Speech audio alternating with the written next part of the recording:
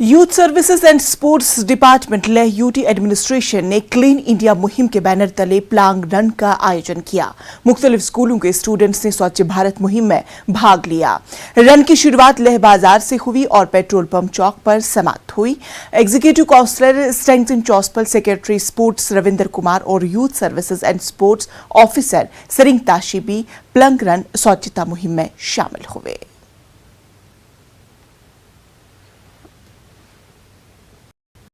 किया गया जिसमें हमारे स्कूली बच्चों ने और काफ़ी इसमें लोगों ने पार्टिसिपेट किया इसमें। और इसका मकसद ये है कि बच्चों को सफाई के प्रति जागरूक करना और फिटनेस के लिए जागरूक करना। इन दोनों का दो मकसद है इसके, तो इन दोनों को पूरा करना।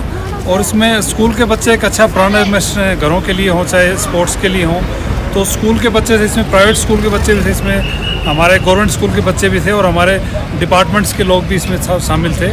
तो उसका आयोजन किया गया और ये आज से शुरुआत हुई है इस प्लॉग रन की। ये अभी 31 अक्टूबर तक ये कार्यक्रम चलेगा।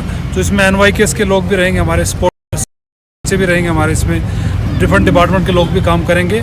तो इसमें मेन यही है कि फिट इंडिया को मूवमेंट को हमें आगे बढ़ाना है और दूसरा सफाई को भी लोगों के लिए जागरूक करना है। तो इसका आज आयोजन किया गया है। तो नाज़रीन, खबरों का सिलसिला जारी रहे।